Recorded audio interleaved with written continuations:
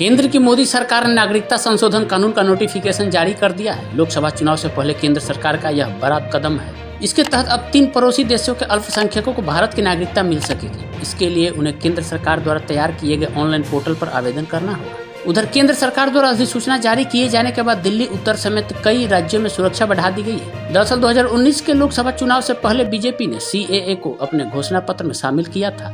इसे पार्टी ने बड़ा मुद्दा बनाया था। गृह मंत्री अमित शाह हाल ही के अपने चुनावी भाषणों में कई बार नागरिकता संशोधन कानून CAA को लागू करने की बात कर चुके थे। उन्होंने ऐलान किया था कि लोकसभा चुनाव से पहले इसे लागू कर दिया जाएगा। अब केंद्र सरकार ने इसके लिए नोटिफिकेशन जारी करते हुए इसे लागू कर दिया है।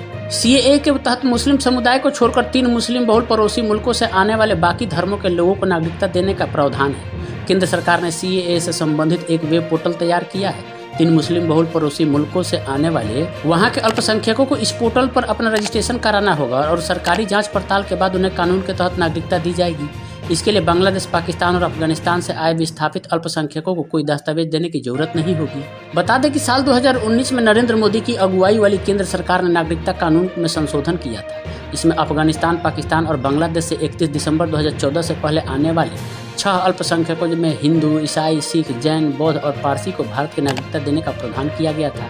नियमों के मुताबिक नागरिकता देने का अधिकार केंद्र सरकार के हाथों में होगा। अब किन लोगों को मिलेगी नागरिकता? तो नागरिकता देने का अधिकार पूरी तरह से केंद्र सरकार के पास है। पड़ोसी देश अफगानिस्तान, बांग्लादेश और पाकिस्तान के हिंदू, सिख, जैन, पारसी, बौद्ध और ईसाई समुदाय से आने वाले प्रवासियों को भारतीय नागरिकता देने के लिए 1955 के नागरिकता अधिनियम में संशोधन किया गया है। ऐसे प्रवासी नागरिक जो अपने देशों में धार्मिक उत्पीड़न से तंग आकर 31 दिसंबर 2014 से पहले भारत में आकर शरण ले चुके हैं, इस कानून के तहत उन लोगों को अवैध प्रवासी माना जाएगा जो भारत में वैध यात्रा दस्तावेज के बगैर घुस आए हैं या फिर वैध दस्तावेज के साथ तो भारत में आए हैं लेकिन यह तय अवधि से ज़्यादा समय तक यहाँ रुक गए हैं। सरकार ने पूरी प्रक्रिया को ऑनलाइन बनाया है। इसके लिए ऑनलाइन पोर्टल भी तैयार किया गया है। आवेदक अपने मोबाइल फ़ोन से भी अप्लाई कर सकता है।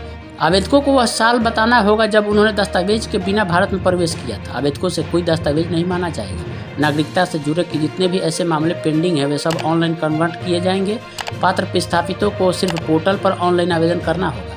उसके बाद गृह मंत्रालय जांच करेगा और नागरिकता जारी कर देगा। लेकिन CAA लगने के बाद विपक्षी दलों की प्रतिक्रिया भी आनी शुरू हो गई। CAA लागू होने के बाद कांग्रेस नेता जयराम रमेश ने कहा कि दिसंबर 2019 में संसद द्वारा पारित नागरिकता संशोधन अधिनियम के नियमों को अधिसूचित करने में मोदी सरकार को 4 साल और 3 महीने लग गए। प्रधानमंत्री दावा करते हैं कि उनकी सरकार बिल्कुल प्रोफेशनल ढंग से और समयबद्ध तरीके से काम करती है। CAA के नियमों को अधिसूचित करने में लिया गया इतना समय प्रधानमंत्री के सफेद झूठ की एक और झलक है।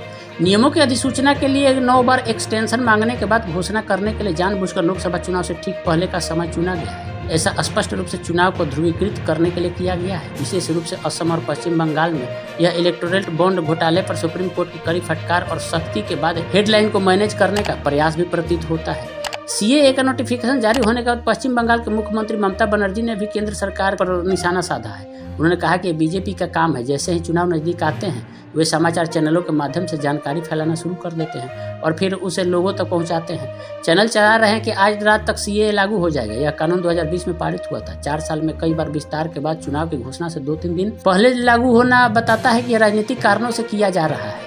हम यह देखने का इंतजार कर रहे थे कि नियम कैसे बनाए जाते हैं। हमें सूचना नहीं मिली है। हमें नहीं पता है कि नियम क्या कहते हैं। उन्होंने कहा कि सारे नियम देखने और पूरी रिपोर्ट पढ़ने के बाद मैं कल हावड़ा मीटिंग में उन पर विस्तार से बात करूंगी। अगर कोई भेदभाव होता है तो हम उसे स्वीकार नहीं करेंगे, चाहे वह धर्म हो, जाति हो या भाषाई हो। 2 दिन में किसी को नागरिकता नहीं दे सकेंगे। ये सिर्फ लॉलीपॉप और दिखावा है।